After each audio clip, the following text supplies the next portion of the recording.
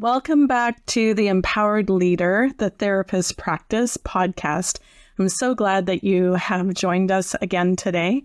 One of the things that I really want to do through this podcast is to empower therapists who are group practice owners to show up and be the leader that you were meant to be, that you want to be.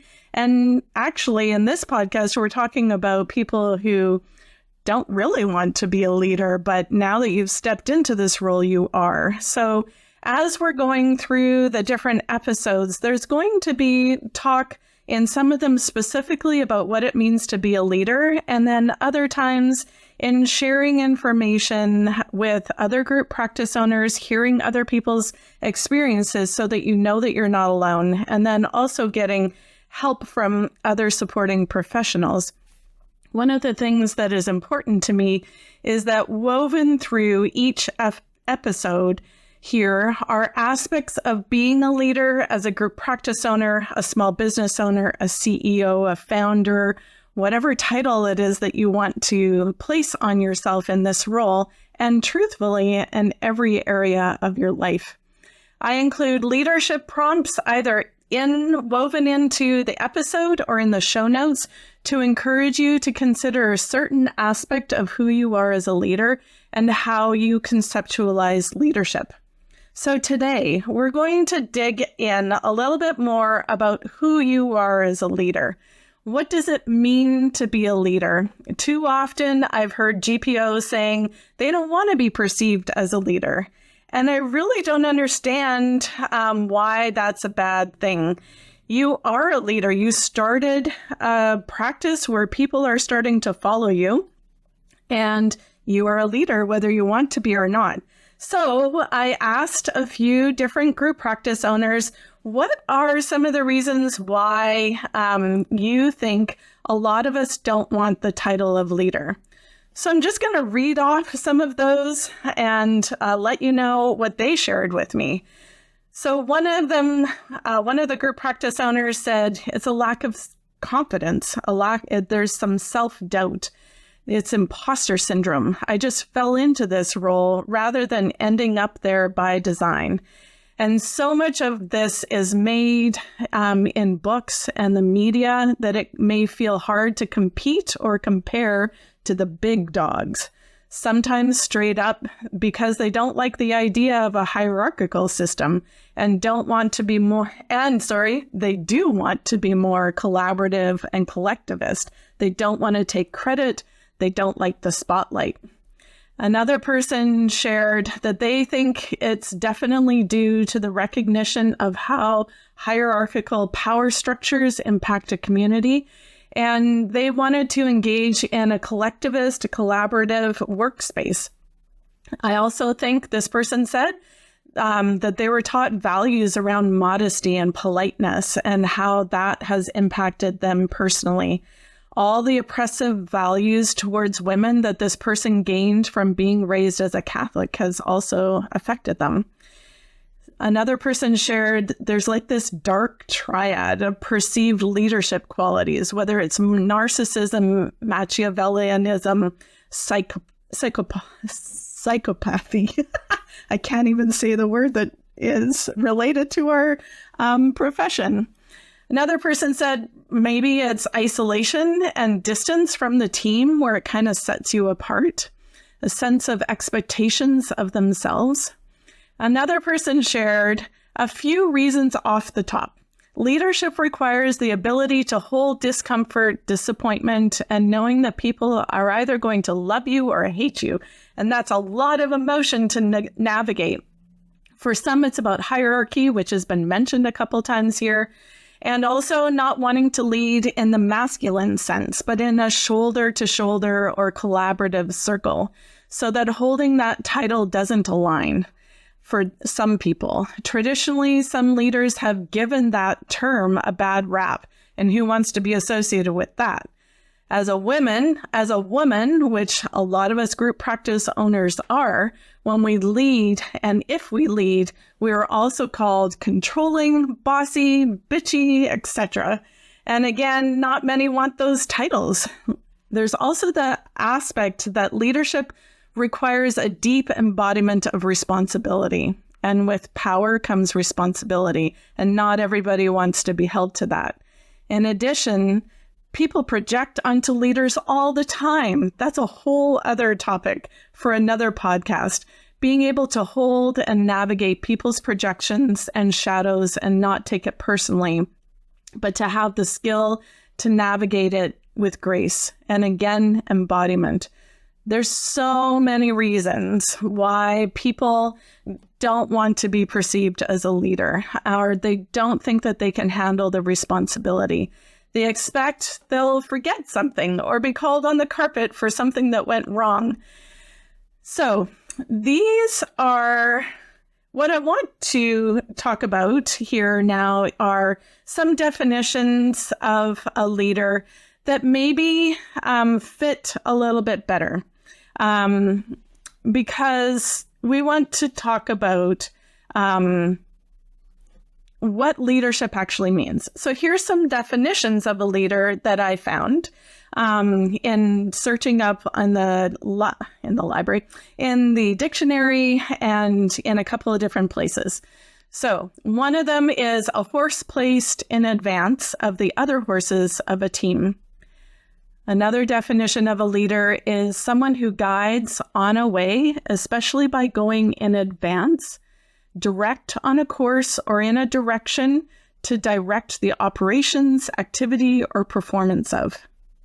So if you take those pictures, so a horse in front of the rest, you're directing the operations or activity. If you aren't leading your business, then who is? Who's the person who is ahead of the team, directing that course, saying how operations are going to be or how the activity of the business is going to shape? And in turn, the people who are in it. It's just going to be chaos if it's just left up to nobody.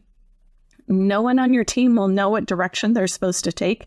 And that is not something I imagine that you pictured when you started a group practice. And here's the thing. People join a group practice because they want to be led. Some of them are joining so that they can get clients and leave to go do their own thing, but they're still looking to you to teach them how to do this, to model what it is to be a leader, how to run a small business. Maybe others are joining you because they have a full-time job, and this is where they come to life. They love what they really do here. They get to be with private pay clients, which is different than in the agency setting that they're in. But if they don't have you to lead them and tell them how to work in this space, they would be lost, and they would go to another place, another group practice where they can have structure and guidance. And so, what does this mean for you? If you have been somebody who has been pushing back a little bit, I don't want to be called a leader, I don't want to be in that position, let's really dig into what does leadership look like in general, and what does it look like for you? One thing that group practice owners are not is not cookie cutter leaders. One of the things that I love about my role as coach for GPO is that with as many people as I work with, which has been hundreds, there are that many ways to run a group practice. And it's so cool to watch it all take shape.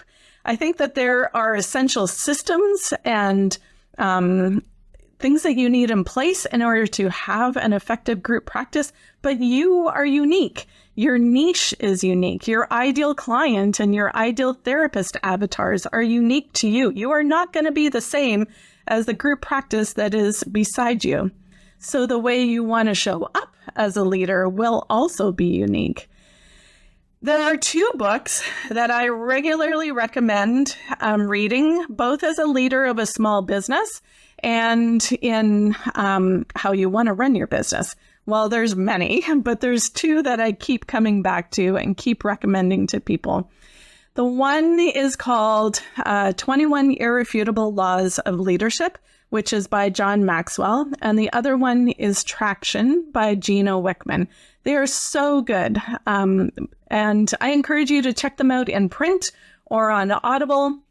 But what I want you to walk away with today, and when you read those books, is that almost every time I read them, it's that there is so many aspects of being a leader, and you can't be all things to all people. And while you can't do that, you do need to own what you can and then find others to support you in the areas where you can't be that leader.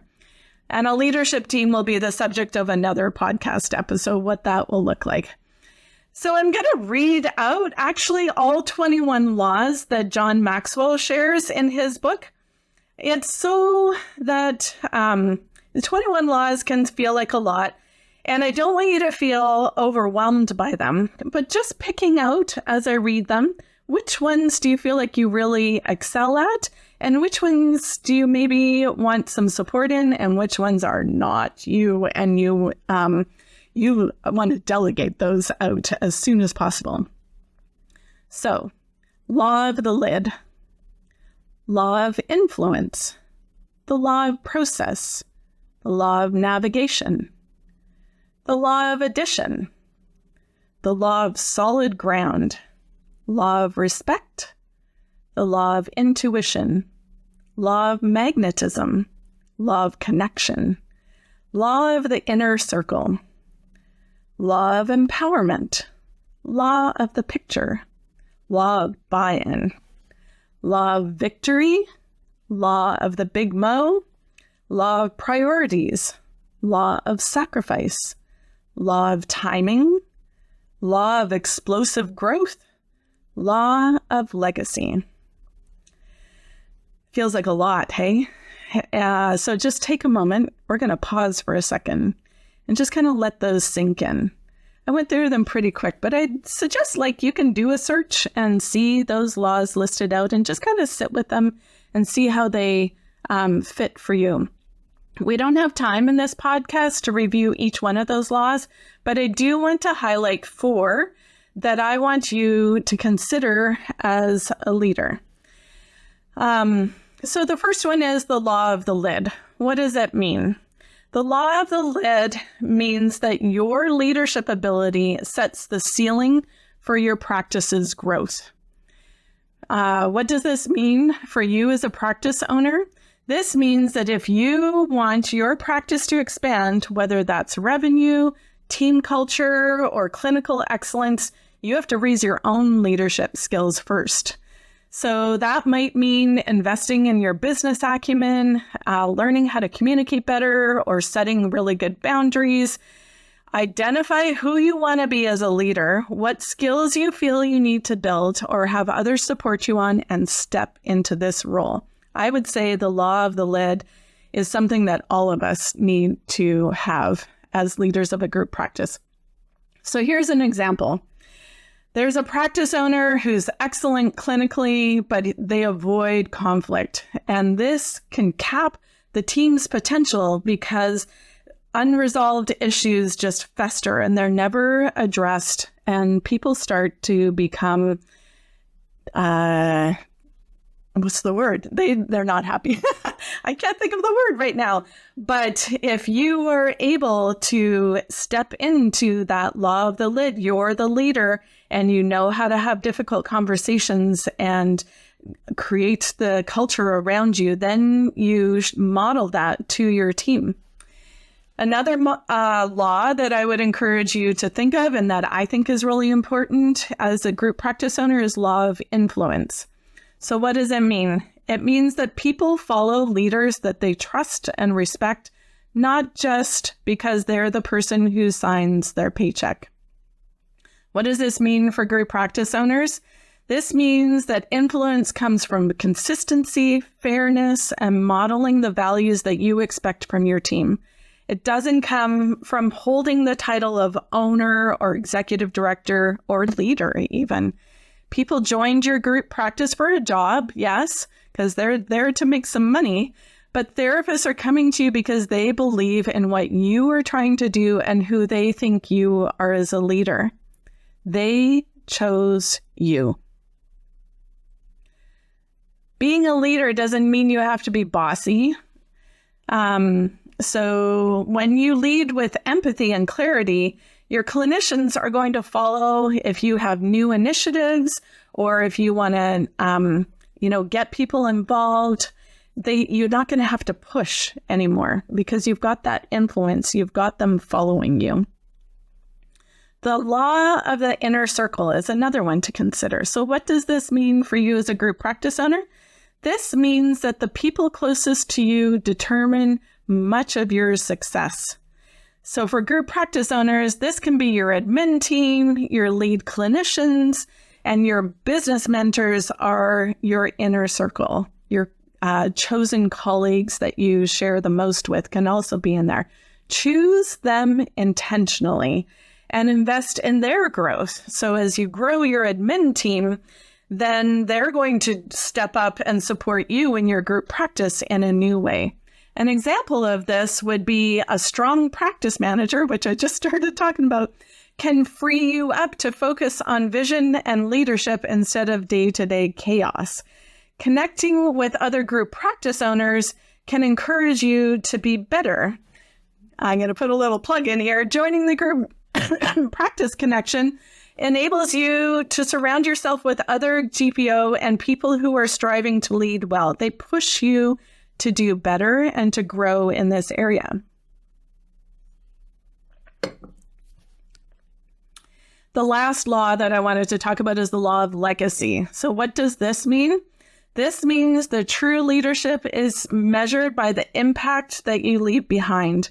A lot of times I'm talking about what's your end goal? Where are you wanting to be? So for practice owners, this means think about what you want your practice and the people in it to look like, not just in a month or in a few, by the end of the year. Think about 3, 5, or 10 years out. Even if it's really hard for you to conceive of it, dream a little bit. You don't have to get really detailed in it, but you want to start to build systems, train leaders, and create a culture that outlives you. Here's an example. Training a senior therapist, even if they're a contractor, to take over the role of clinical director means that the quality of clinical care will continue even as you step back. And we want you to step back. As a group practice owner, you should be working on the business more than you're working in the business. I believe that the people who are working for you are looking to you to be a leader in your business and in your community. You can do this without hierarchy, patriarchy, or bitchiness because you get to show up as you. You have some awesome qualities that have set you up for success as the CEO and leader of your group practice and with your colleagues. How are you going to capitalize on these strengths and find people to hold you up in the areas where you may want or need support? So here is the leadership prompt for this episode. I'm going to suggest to you pick one of the 4 laws that I highlighted today and identify one action step that you can take in the next week to live it out in your practice. Maybe it's joining us in the group practice connection, reading one of the books that I shared, or having a values-based conversation with your team, or maybe strengthening your inner circle. And then let me know, what did you choose? And then I would love to cheer you on and see how that plays out for you. So thank you again for tuning in. I hope that as you think about who you are as a leader, it feels like an empowering thing rather than I need to shy away from this and this isn't who I want to be, because you are amazing. You are doing some really good things and people are wanting you to step up and to be a leader. Until next week, have a great day. Thanks for hanging out with me on Empowered to Lead, the therapist practice. If you're ready for deeper support, I'd love to see you inside the Group Practice Connection, my monthly membership where Canadian therapists like you get coaching, community, and the tools to build a business that actually supports your life. You can check it out at grouppracticenetwork.ca. We're building something great here, and I'm so glad you're a part of it. This is Michelle Abraham, and we are honored to have Lisa Catallo's Empowered to Lead podcast on our High Vibe podcast network. For more shows like hers and to grab your free gift from the gift fold, head on over to highvibepodcastnetwork.com.